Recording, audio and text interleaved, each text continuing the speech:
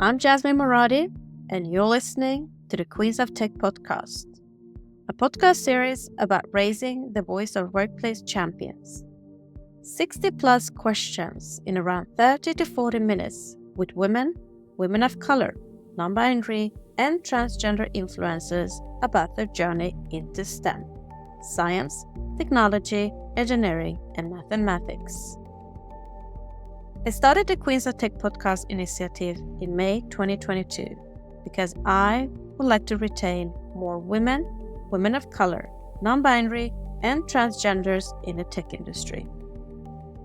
Talent is out there, but our work environment needs to improve for all to feel safer, stay authentic, and to be valued for our contributions. My vision is to raise the workplace ecosystem for all in tech by killing the imposter syndrome, stopping bad behavior, and increasing equity opportunities. Each podcast talk is built around 60 plus questions regarding upbringing, education, career path, DIB, and future advice. My mission is to bridge the gap between schools and workplaces by getting into the heart of my guest's personal life and career journey to inspire other girls, women of color, non-binary, and transgenders to unleash their full potential to reach top leadership roles in the tech industry. My goal is to raise the voices of tech champions around the world and together with companies, investors, and politicians, raise the challenges and opportunities around equity, inclusive, diversity, and belonging in our workplaces. Enough is enough. I would like to enforce companies to build a sustainable, inclusive culture to retain diverse talent so we keep the workforce power equity to continue building future diverse and inclusive products. Representation matters. Your voice matters. In this episode, I'm very excited to welcome my guest, Tech Queen Riley Coleman, founder of AI Flywheel. Hi, Riley. Hi, how are you? I am great today, and I'm very happy to have you joining us all the way from Amsterdam from your boat. Yeah, thank you for having me. Well, it's an honor. So let's get to know you. Let's dive into your journey into STEM. Hope you're ready for the Queens of Tech 60 plus questions. Let's go. Let's warm up with a few fun facts about you. How would you describe your personality in 3 hashtags? Hashtags aren't my thing since I don't have a great deal of social media, but curious, creative, and down to earth. How would you summarize your life in 3 sentences? It's definitely been a journey. I have had some really amazing experiences, but also some really, deep lows as well. So I think that never feeling like I fit in, but always trying to learn and grow and get better. And what kind of music stimulates and motivates you the most? Rock music, I love Pink, is my favorite. What is your personal motto? She'll be right, mate, which is Australian for, yeah, no worries, like Kuna Matata almost. And it's not really that I'm that chilled, although I try to be, but it's more around no matter what happens, I'll work out a way to deal with it. What is your favorite book? The Lieutenant by Kate Granville, which is an Australian author, and it's about a story of the first convicts coming to Sydney Cove and meeting Indigenous people. What is your favorite podcast? We Can Do Hard Things. It's something that whenever it's been published, I go out and do a long walk. I don't do 10,000 steps every day, so they should publish more so I can go out and walk more. Mac or PC? Mac, definitely. Say something interesting about you that most people don't know. I'm a bit of a rev head. I love cars and motorbikes. My first car was a 1958 Holden Ute that my dad sort of rebuilt. And then about 10 years ago, I rebuilt an old Honda motorcycle into a cool cafe racer and did a lot of the work myself because I like learning new things. So yeah, YouTube was very helpful sitting in the garage with tools. What is your hidden talent? I love learning how things work, like always since I was a kid to now. And so I can pick up most pieces of technology and just through like trial and error and kind of logic and stuff, I can generally make it work. I don't like reading instructions that much. And if you were going to write a book about your life, Riley, what would the title be? Probably have to be They Did It Their Way. Great start. Now, let us dig deeper. Our childhood has a profound effect on our adulthood. Our early experiences shape our belief about ourselves, others, and the world. Now, I want to discover your childhood. Where did you grow up and how did it shape your early experiences? I grew up in Western Sydney, which is very working class and very multicultural. So I think both of those things were real strengths. Like my parents had really strong work ethic and taught us all that kind of thing. And the multiculturalism, I just think just being exposed, particularly all the way through school, basically, to different cultures, different families of friends and things who come from different cultures, yeah, really kind of opens your perspective. What was your dream job when you were a child? Depends when you ask me. My first one was a bus driver because there was a lot of money in the coin tray and that could buy a lot of lollies. But probably later, high school was kind of police officer, which eventually evolved into being an army officer. What was your favorite subject in school? Split between history and computer science, What was your least favorite subject? maths. What would you say is your earliest memory of technology and the arrival of the internet? I like computer science. And so my computer science teacher, he saw that I was really, really keen and interested in it and kind of really loved parts of the stuff we were doing. So he introduced me to the old notice boards, like before the World Wide Web. So that's probably the first exposure. And which were the three first technology gadgets you owned and how did it influence your interest in tech going forward? The first one I think was probably the PC, my uncle David's old one that he gave us when he kind of upgraded. And the blue screen of death was the most memorable of that one. I had an assignment that I hadn't done until the night before and didn't write anything down and just did it all stream of consciousness. And so losing it all and having to start again was very memorable. And then the first computer I bought for myself was when I went to the Australian Defence Force Academy to do my university degree. The thing I remember most about that was that it was when ICQ was around. I don't know if you remember that. And it was kind of probably a prelude to how people kind of behave now. It didn't matter if you're talking to people across the world that you didn't know or the person in the room next to you, like literally next to you, but just doing it over ICQ, which is kind of weird. And then probably a mobile phone, though I can't remember it. And during that period of time, who was your female, non binary, or transgender role model growing up, and what about them inspired you? That's a hard one, really. Well, firstly, I think there's obviously wasn't a lot of females, non-binary people, certainly in the public eye growing up. So that kind of limits the amount of exposure, I guess. But I think the second thing is that, as I said, I'm non-binary now. And so my whole growing up, I was determined to not be a girl because I just didn't feel like one. So anything that related to being female didn't really attract me, to be honest with you. So I think that probably also colored the view. But yeah, definitely the lack of exposure, I reckon. And how do you think where you grew up and the school you went to and the generation you come from influence your education and career choice?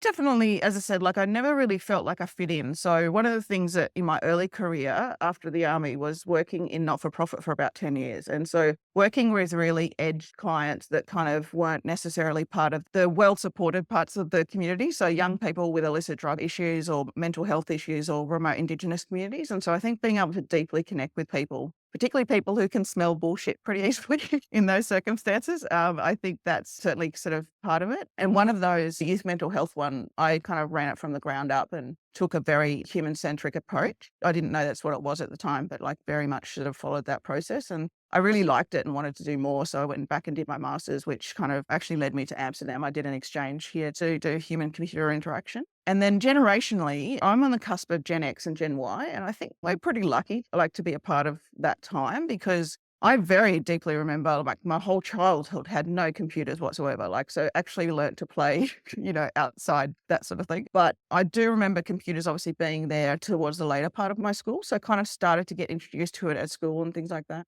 And then fast forward to now, being alive, all of humanity's been around for a while, but being alive when we're kind of essentially taking a next step into an AI driven world and working to live us alongside AI and to be working in that space too is pretty fucking unreal. Sorry, I didn't mean to swear.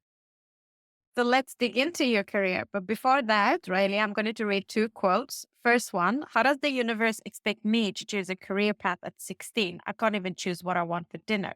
Second, Abraham Lincoln said, I quote, the best way to predict your future is to create it. So where and what did you end up studying at university?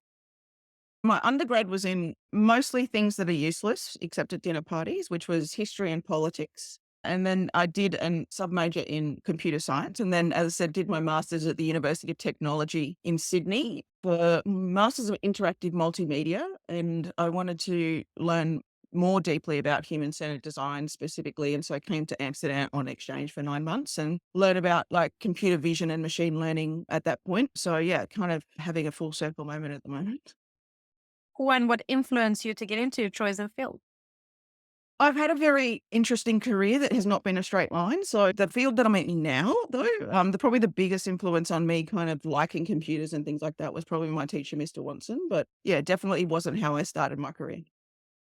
And what professional roles have you had before that led you to start your own?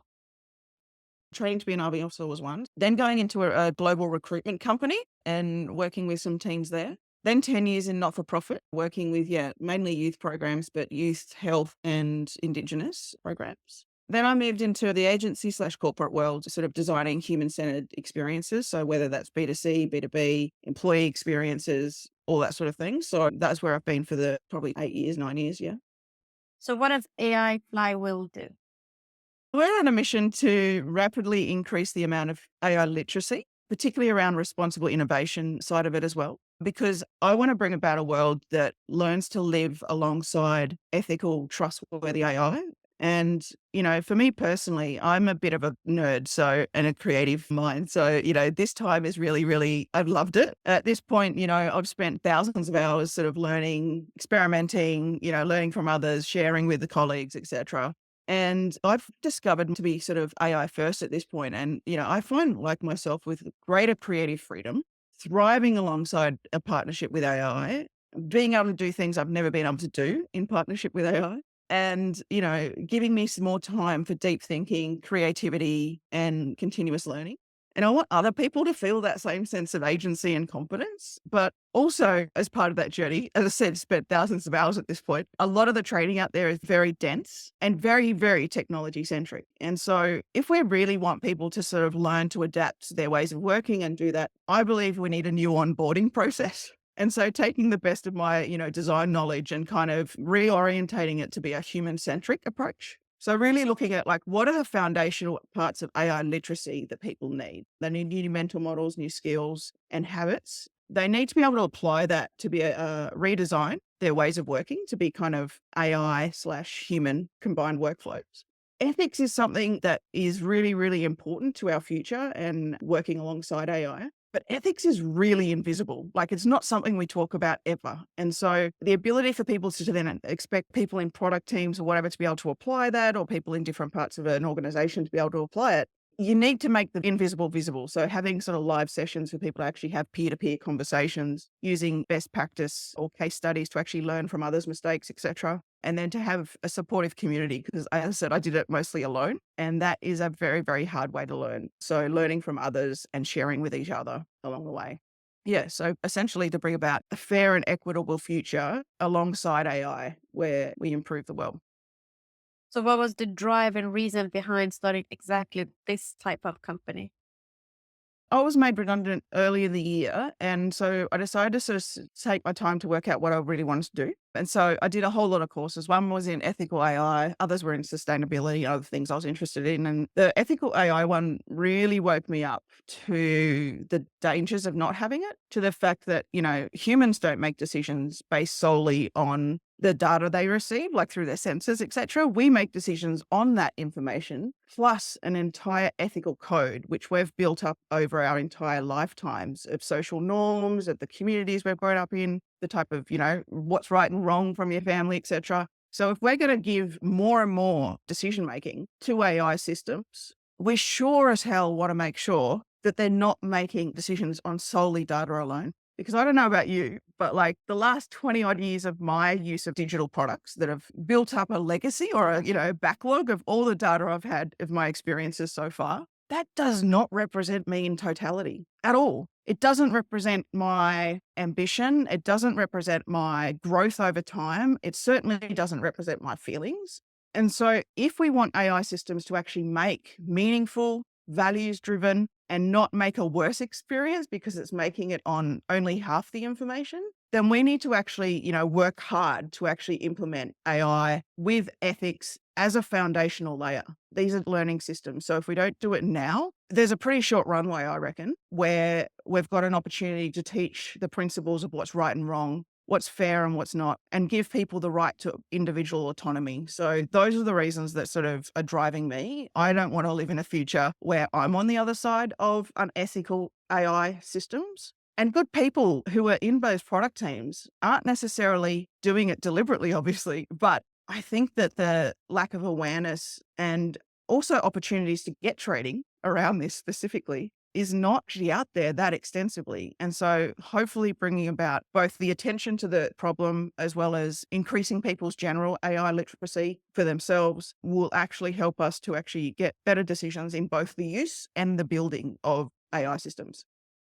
Very powerful. I agree with you in that one. And the reason I'm doing the podcast.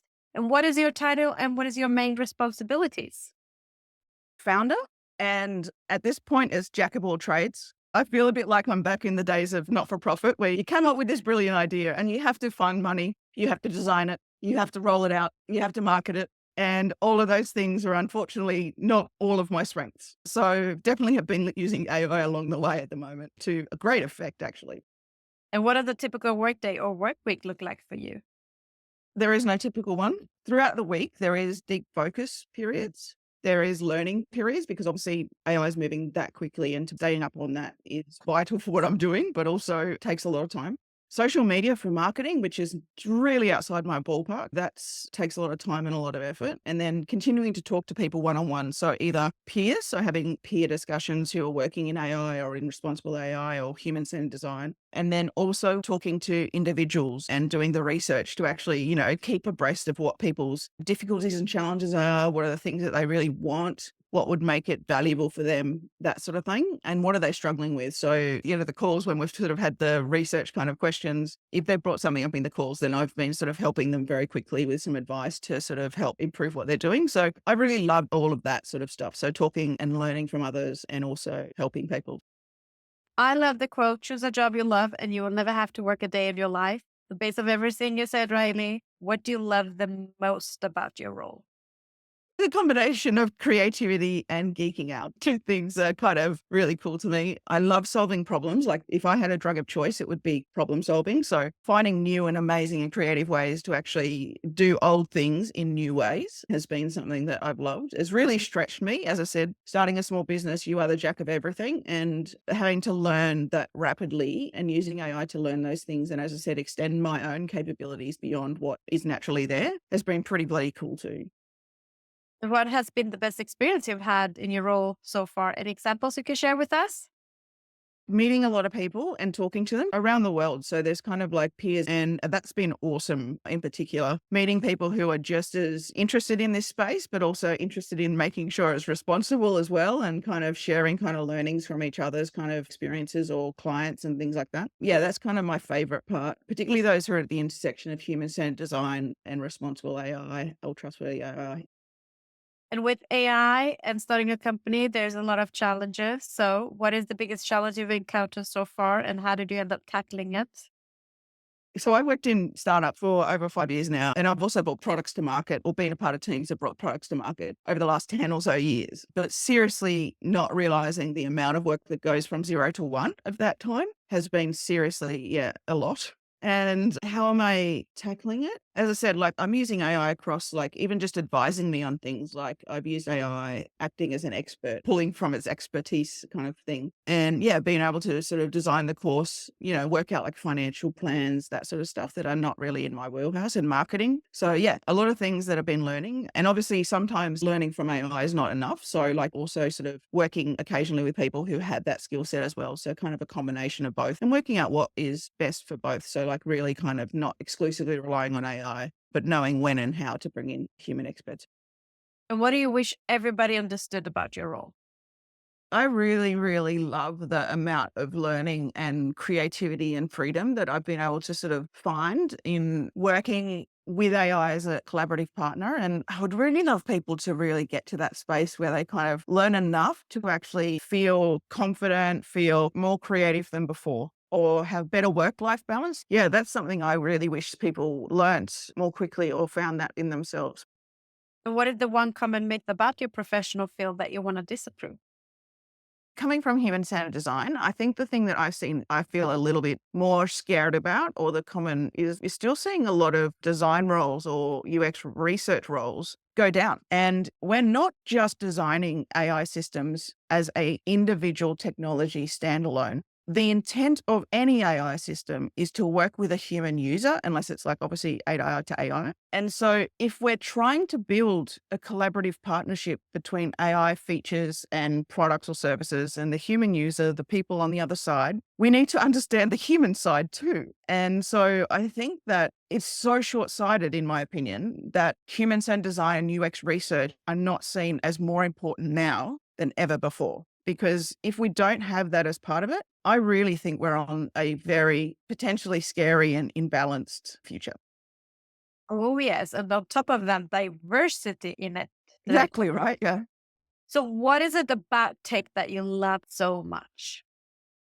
My little creative mind and my, little geek heart kind of coming together. I love the fact that you can leverage technology to solve real problems and to really impact the way of the future. Like I've never been someone who's accepted the status quo. So I've kind of really driven to kind of question and, find new ways of doing things and find better ways that actually are meaningful. Oprah Winfrey said, I quote, think like a queen. A queen is not afraid to fail. Failure is not a stepping stone to greatness. O'Reilly, what has by far been your biggest achievement in your career? The one that I feel the most meaning around for sure is with the Australian Red Cross Save a Mate project, which was a drug and alcohol harm minimisation project for young people, particularly those who are at risk of drug and alcohol overdoses. So I was literally teaching people first aid to apply to drug and alcohol overdoses. And because of that, it's not a very popular thing for governments or people to donate money towards. So one of the key factors was finding a way to actually support it independently. So I put in place 3 different new arms of the program that brought in money and allowed us to expand nationally. And then ultimately, it was actually awarded an innovation in drug policy by the United Nations for the way in which it actually made a meaningful difference and solved the actual problem of getting it done. Congratulations. Amazing work. So, what is the biggest factors help you become successful? What are your success habits? Not sure if they're success habits. Always wanting to learn, get better, always having a strong work ethic from my parents, and probably having a sense of a pretty good amount of grit and a good sense of humor, I think gets you through the parts that are a little bit trying. And how do you measure your performance knowing you're successful or not? I have kind of high standards for myself and I want to drive impact. So no matter what my job has been, it hasn't been about just doing the job description. I think it's been about having the greatest impact you can have. And so I think that's probably it. And obviously the last probably 8 years or so since I've been in design leadership, it's also been about how the people who work for me feel about themselves, feel about their contribution and their impact and confidence in themselves. And with success comes failures. What is your biggest failure in your career, Riley, and what did you learn from it? It's a tough one. I think the biggest learning, I was on a small leadership team that was leading the biggest transformation program from a human-centered design approach for Australia's second biggest employer. And an executive sponsor came in. And I think we all underestimated how much more work we should have put into over communicating because we're already halfway through the program. So manager ended up putting a pause on the project because obviously different priorities according to that person. So I think that was the biggest learning where we kind of expected it to go forward and didn't necessarily kind of configure that. And I think that's probably managing up. That was definitely my biggest learning in learning to manage up and learning to sort of over communicate when needed to get the outcome that you want. And based on everything you have told us, what would you say is inspiring and motivate you the most in your role and career right now? I feel like I'm doing something that is valuable and in complete alignment with myself. Like before I decided to start the company, I made a sort of deal with one of my friends and said, I'm going to try and not apply for any jobs and give myself a time to work out what I want to do. And unless it's a hell yes, it's a no for the first 3 months. And I did that. And this is what came about. So I think that ability to just know 100% kind of feels like when I was working for the Red Cross, it feels like that full body alignment in what you should be doing. Let us now jump into the influence of mentor, role models, champions, and sponsors. For our listeners, role models can consciously or subconsciously be a powerful force in our lives. In addition, champions can stand up and advocate for us and open up the world of possibilities. Bosses match emerging talent with leaders and influential employees who can help us move ahead in our careers. Riley, do you have a mentor, champion, or a sponsor today? No, I don't. I might have champions, I'm not sure. And no, but no, not a formal mentor or coach or anything like that. But in starting the AI Flywheel, I have reached out to some people who I've worked with in my career who were bloody awesome at what they did. And I had a great deal of respect for them to get their advice, insights. And that's been super unreal. And I think the thing that held me back though from getting a mentor has been, I mean, unless I missed that lesson at school, I don't necessarily know how to ask or, to approach that sort of thing. I think it's something that's really common for people, particularly women. Well, you are correct because history shows that it's been more common for men having mentor champions and sponsor in business than women, non binary, or transgender individuals. But you haven't had it. How important do you think is to have a mentor champion and sponsor through one's career? I think it's really important because I think that a lot of things you have to learn through experience, right? And you're only an entity of one.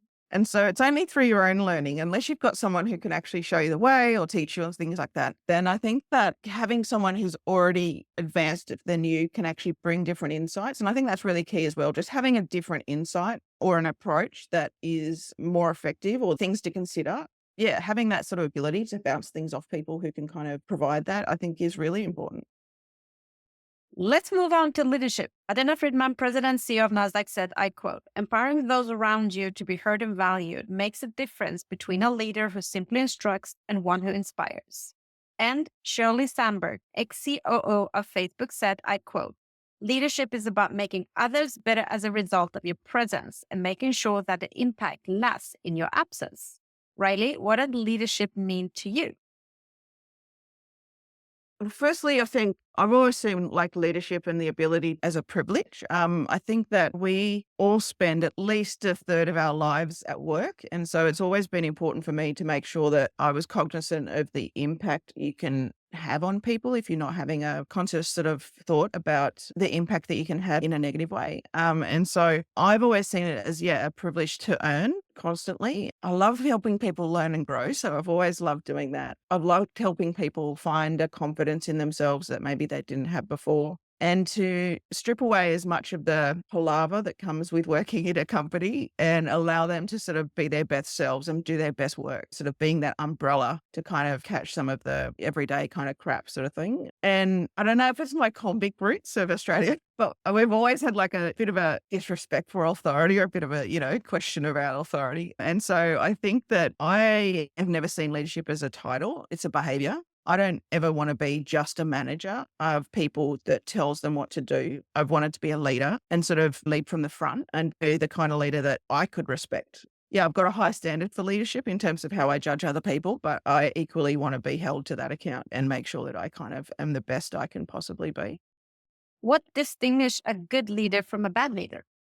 I'm pretty lucky that I think I learned a lot of that early on when I was in the army. You have both really exemplary demonstrations of what good leadership looks like. You've equally got some people that you wouldn't even follow onto a dance floor, let alone on a battlefield. So I think that both of those things kind of really very quickly allowed you to learn what good leadership and bad leadership looks like. And it's quite individualistic about the relationship you have. So for me personally, though, micromanaging is my absolute kryptonite. It's like I shut down and go into this well of, underperformance. So for me, anyone who's been a micromanager, I've avoided like the plague. Who is your favorite female, non-binary, or transgender tech leader and why? At the moment, Dr. Joy Bulawini from the Algorithmic Justice League. And I like a lot of her writings and obviously coming from a responsible, making sure that there's diversity and making sure that there's actually, an understanding from a algorithmic point of view, I think is really, really vital. So I think that Joy would be the person. And how would you describe yourself as a leader, Riley? I like to treat the people who work for me as whole humans, not just employees. Everyone's got stuff going on in their own personal life. They've got stuff that they're not just feeling it that day. And so giving people the ability to kind of feel like they can bring their whole self to work as much as they can, but also understand that there's life outside of being an employee. I've always wanted to focus on creating like a really psychologically safe and supportive environment, because in design and working in kind of iterative experimentation, the one thing that actually makes people more likely to experiment and more likely to take calculated risks and things like that is how safe they feel to do that, and how safe they feel to actually ask questions and, suggest new ideas. Without that, you're not going to get the best out of a creative team, or anyone really, particularly a creative team when you want them to take risks, you want them to push the envelope to a degree. Yeah, you have to kind of give them the environment to do that. And so I try and set the direction and strategy, but to give them the confidence, the tools, the support that they need to bring their best selves to work and to make the impact that they want to make or they feel proud to make. We used to always say in some of my roles, I want to give designers the space to be designers and take as much of the crap away that they don't need to be sort of worrying about, to actually get them to do that. And as a leader, what values do you prioritize the most?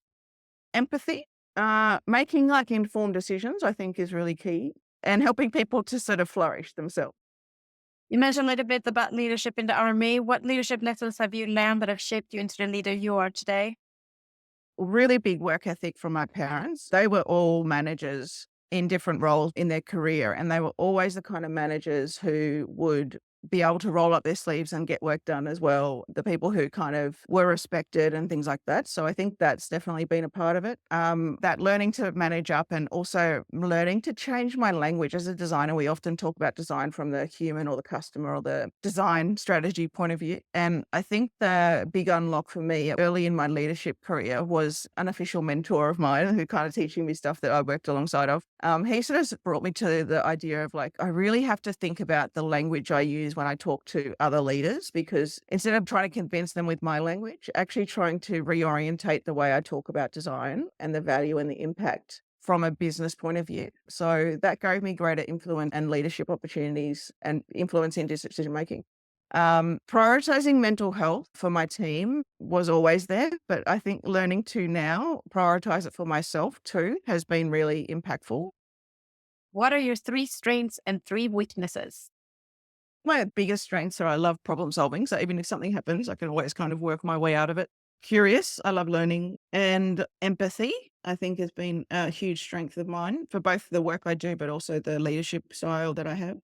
Weaknesses. Early on in my leadership career, one of my managers said to me that some of my biggest strengths are also some of my biggest weaknesses when they're not managed or kind of considered.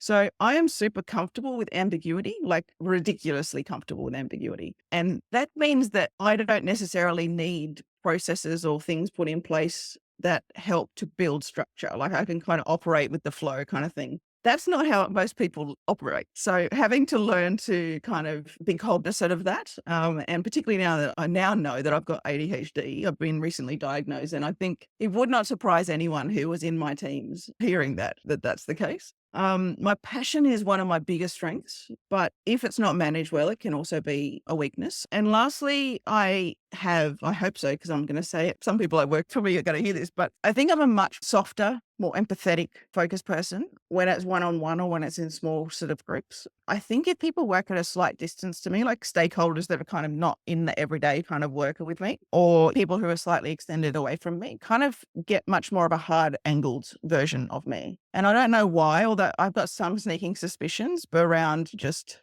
vulnerability, probably. I can be very vulnerable with my team, and I can be very honest and share like some things that, I'm going through. And I think that I'm learning to try to soften that a little bit further, but it's still very hard for me to do. I think it's a reactionary past growth and traumas, and all three of them are things that I'm constantly working on right now. Let us now jump into the hottest topic in business today: workplace culture, unlocking the power, diversity, equity, inclusion, and belonging. Riley, what did diversity, equity, inclusion, and belonging mean to you personally?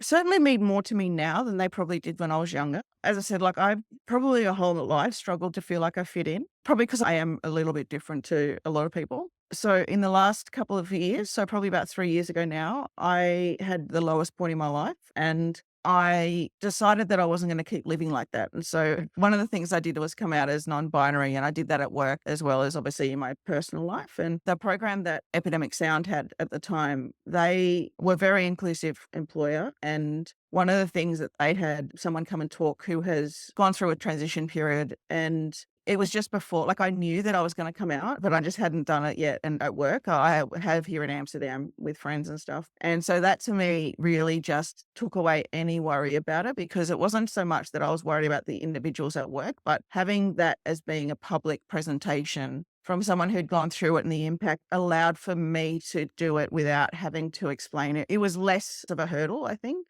I never felt like I would not do it, but it certainly made it exponentially easier to know that it was a welcome thing, because someone had deliberately put that on the agenda and gone out of their way to do that. So I think that that's really important. From a diversity point of view right now, particularly more than ever, from the perspective of turning what we do into algorithms, I think that there's obviously a drastic lack of women in technical teams. And I think that that's a worry. I think that for purely even a business reason, like it's been proven over and over again that diversity of thought coming together to work on something actually gets a better result, because you're coming from different perspectives. You're kind of getting the best out of that if you're kind of working with it. And so I think that that is something that we still need to work very, very heavily on. And obviously it's not just about workplaces individually. There has to be, greater attraction to it. But I think that that's something that is certainly a difficult thing that we are all going to have to navigate over the next decade. And what do you consider being 3 to 5 signs of good company culture if you were to join a company again tomorrow? Definitely having values-driven organization. Pretty much every company's got company values. Most of them, though, are just posters on a wall. They're not actually lived experience. And so I think that that's one of the things. Being customer-centric, because that's something I've always judged employers on in the last few years, and having leaders that I respect. And thank you for being your authentic self and sharing that you have come out. So, as a non binary person, what has been the most significant political or and culture barrier in your career, and how have you overcome these challenges?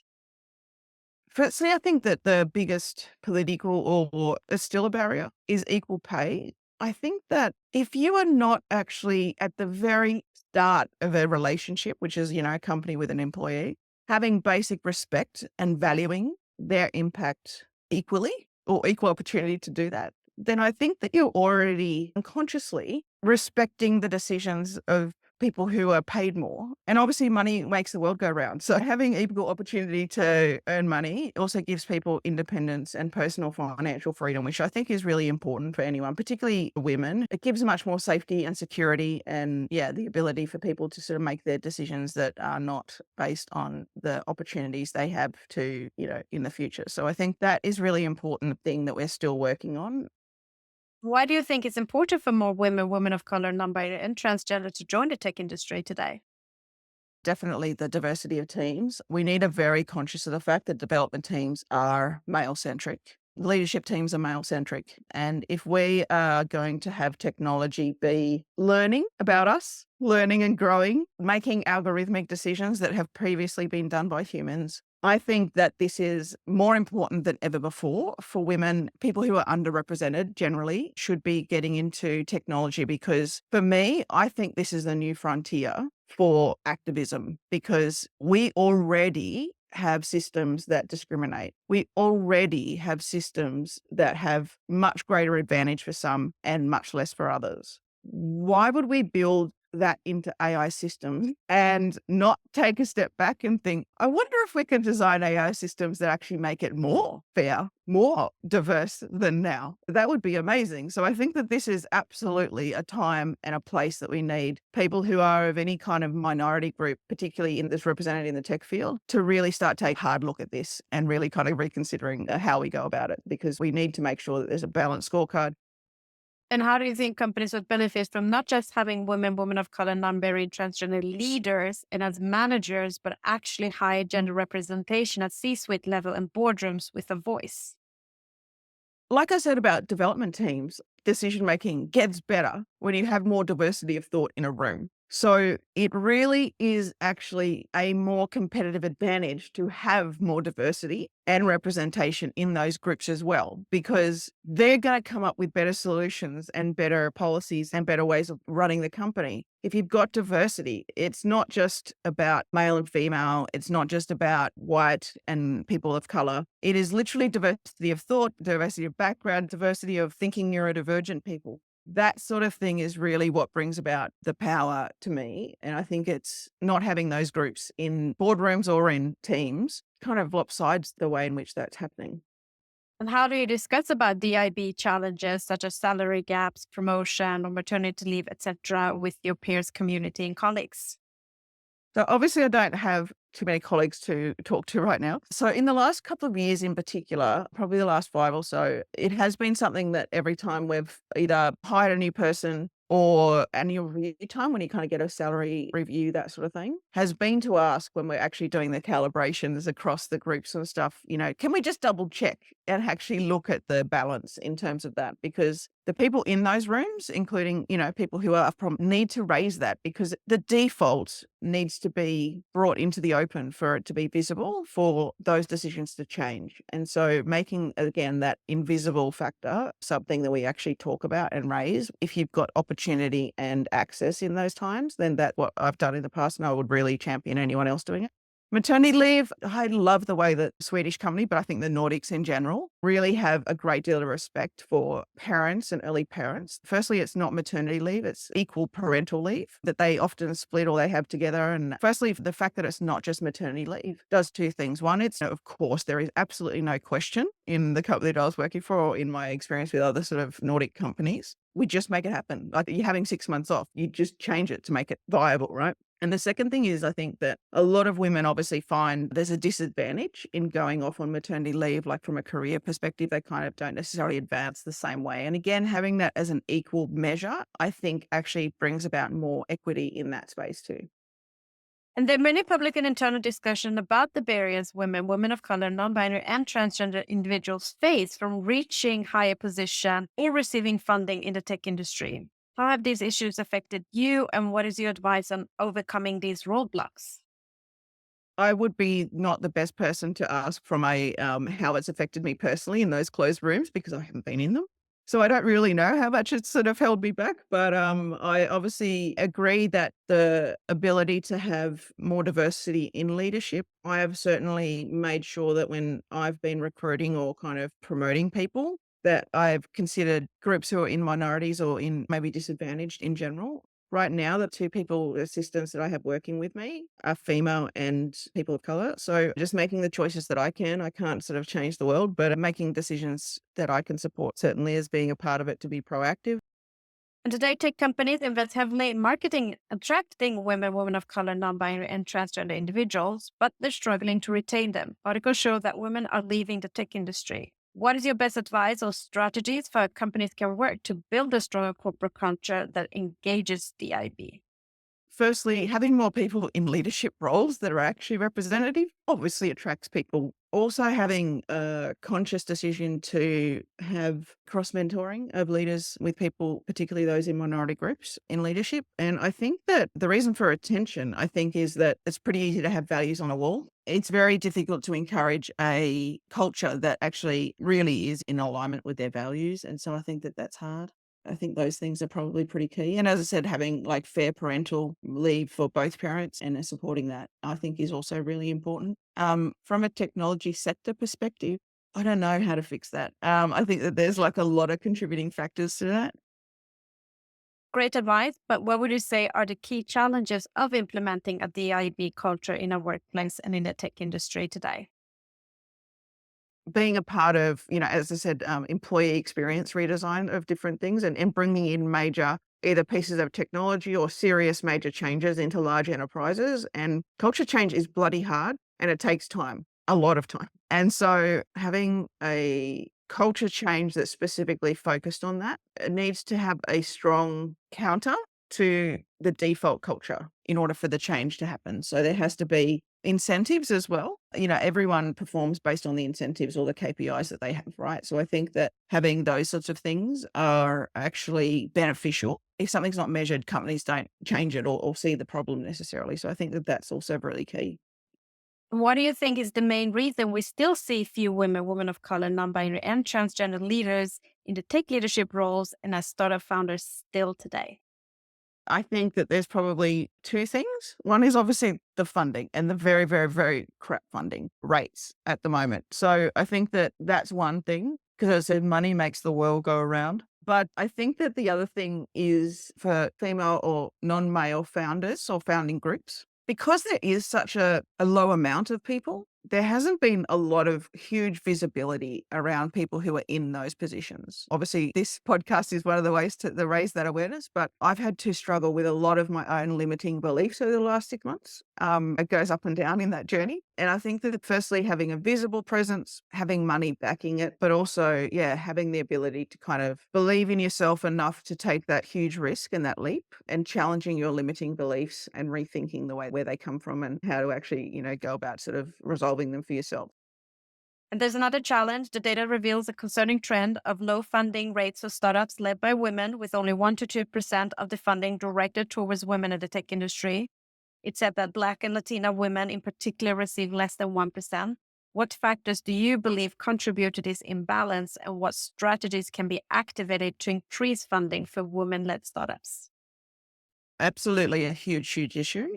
I would say, speaking from my design experience and working in companies, one thing I have learnt for sure is that creativity and a good idea can come from anyone. It can come from your most junior employee. It could come from a customer. It could come from a stakeholder. And none of them have a similar look or feel about them. It can come from anywhere. Ideas are agnostic to color of your skin or the gender that you have. So I guess my question to VCs would be, why are you leaving so much potential on the table? Why are you cutting off your nose to spite your face? I think that the potential to create programs that specifically, if obviously some VCs do have those, so programs that attract women, people of color, people who are transgendered, why wouldn't you scoop up the very best and beat your competition? Like, it just seems like leaving a lot of opportunity on the table. And how much do you think the tech industry has changed regarding DIB since you joined? Well, I don't think there was any DIB when I joined. So there is a change in that regard. I think there's definitely more women in tech than there was when I first started as well, but it's really slow and there's so much further to go. So I think that while there has been change and positive change, I think that the glacial nature of it is probably the most challenging thing. Looking back on your career, Riley, what one thing would you have changed in your working environment to break the bias?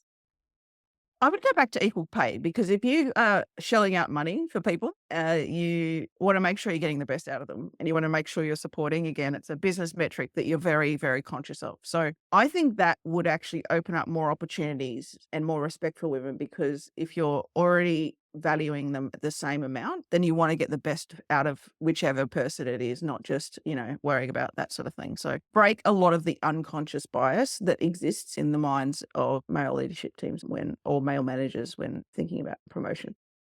Looking forward, what actions will you take as a leader to reduce bias and improve the IB for the next generation in tech? I'm taking an active role, as I said, in the hiring that I've made myself. I think I will continue to do that. I think obviously the program that I'm designed is deliberately intent to actually reduce bias in certainly the design of algorithms and machine learning and things like that. But I also think that they are the mechanism for the future of discrimination. So I think that that's equally as important. Let us now move on to another hot topic in business today, which is work-life balance and mental health. Riley, you undoubtedly have a busy lifestyle. How do you take care of yourself to maintain good mental health? I've had to work really hard at it. I think that there's probably a few contributing factors. One is I've got a meditation coach now. When I first met him, I'm like, I need to find more balance. I go either 1,000 miles an hour or 10, and neither of those are particularly healthy, and I need them to come closer together. And he sort of said, look, what meditation will give you is the ability to find neutral so you can change gears. And I'm like, that's good. I've always sort of, go hard or go home is kind of a bit of the way I've gone. And so I've just driven myself into the ground pretty hard before. And so I've had to work hard to both learn new ways of being. I've had to unlearn unhelpful ways of being or thinking, which is equally as hard. I've had a lot of trouble with insomnia over my last 10 years, and I've had nerve pain every day since I fractured my neck in the army. And so I have to work very, very hard to keep my sleep in check. And I still do that every day. I'm kind of working to make sure that that's the case. I'm also really glad that, as I said, I've recently been diagnosed with ADHD, and that's really helped me as well to kind of finally have it. Oh, wow, there's actually something I can do about this. So I think that's also been helpful, particularly now starting a new business when, as I said, I swim in ambiguity, but that's not also always the best way to go. So relearning things again that I need to put in place to make that more balanced as well. Have you ever experienced burnout? Yeah, I do things the hard way. So it was kind of a perfect storm of a few things. One is that go hard or go home or go, hard and full on. I think the other thing is that up until burnout, it was actually one of the ways that I managed my undiagnosed ADHD. It was just that I was just like, if I just keep going 1,000 miles an hour, it'll be fine. And then I'll just be, 10 miles an hour for the weekend and then come back. So I think that that's been one thing. I put my hand up to have like this massive new opportunity, the big transformation program. And I think that along with also managing my regular team, I've always had this thing of like wanting to prove that I'm worth having around. And I had some surgery and some really bad changes in things that created like severe insomnia, like 0 to 2 hours sleep a night for 5 months, I think it was. I think my body just went, yeah, nah, we're not doing this anymore. Crash and burn. So, yeah, it spent years recovering, mind, body, and also work ethic. I really had to learn new ways. The old way just wasn't possible anymore. And so that took a long time to kind of rebalance. As I said, I've got so much more balance and joy and everything and much more better behaviors now to sort of manage all of those things. Yeah, it was pretty hard and it took a while to come back to it, but finding that balance and finding what works for me and trying to stick to it. And, honestly, I think that for me, as I said, like AI has been awesome. And I think it has actually been one of the things that has really helped my work-life balance and my ability to kind of get stuff done without, putting myself in a situation where I could burn out in the future has been really cool too. That is the great way, Riley, how you take care of yourself. So, what is your advice how companies can create a more mentally healthy workplace in the new now?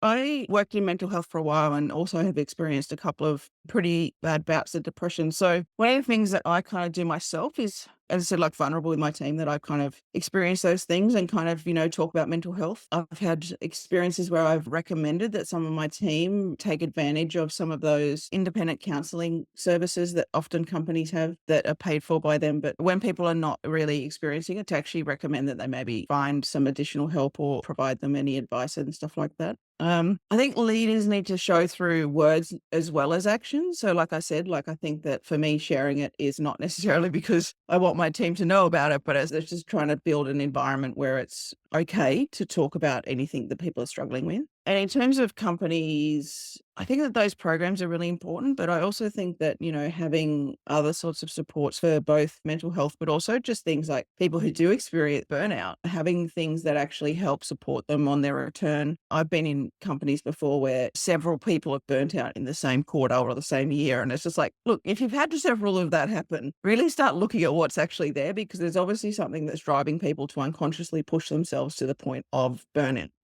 Based on everything you said to us, what motivates you every day to get out of bed? Oh, I just feel so creatively inspired at the moment. And, knowing that I'm doing something to hopefully that's going to be worthwhile. Definitely will. Now, let us wrap up with a few words of wisdom and a piece of advice for our listeners. Riley, what is the best piece of advice you've been given that has helped you during setbacks in your role and career? I don't know if it was advice. I've had a pretty serious health condition that has always meant that every 3 months or so for 10 years or so, I would have to take some days off and go to hospital or get treated for something. And it always made me also probably push myself much harder because I wanted to compensate for that and felt like I had to until one manager actually said to me, look, even if you have to take time off or go to part time, any amount of having you here is still valuable to us. And I think that that really just healed this thing that kind of made me kind of less, I guess, anxious about it. So I think that that's probably something that's been really helpful to me. And then what is the worst advice you ever received in your career and how did you handle that? Being like told to kind of be a bit more normal, a bit more status quo. But being neurally divergent has kind of always been a benefit to me in terms of like getting my career. And is there something you wish you would have known or a skill you wish you had when starting out in the tech industry? I don't think you can undersell business knowledge. Like, I am absolutely not attracted to going and doing an MBA, but that kind of knowledge and knowing how that kind of operates, I think would be very handy. And if you had the ability to go back in time to when you were just at the beginning of your career, what advice will you give to your younger self? I've always followed this knowing in myself of like what direction, because I had a really kind of journey. It's not been a straight line in my career. Yeah, really following like my gut instinct or the voice inside to kind of go where I want to go and what do I want to learn and how do I want to be. So I would just encourage to continue to do that, but also not to stay too long in roles that were a bit more pedestrian and not worth my time. Get out quicker, I reckon. And what advice will you give to young girls, women of color, non-binary, and transgenders who are trying to break into STEM fields today, especially wanting to become next generation leaders and founders?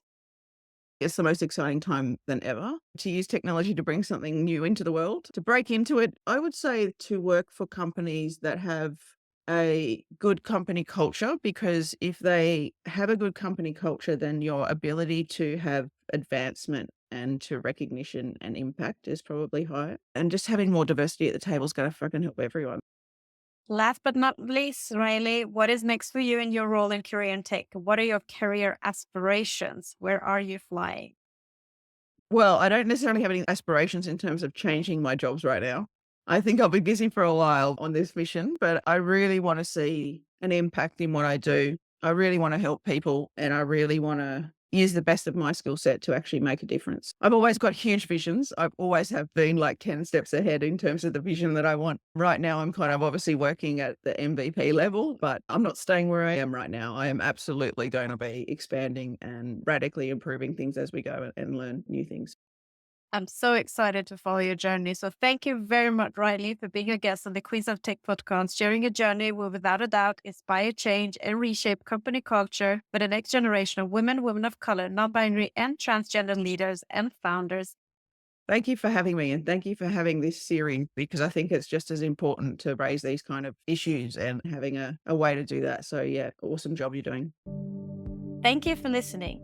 For more podcast episodes and to learn more about the Queens of Tech initiative and to support us, visit queensof.tech.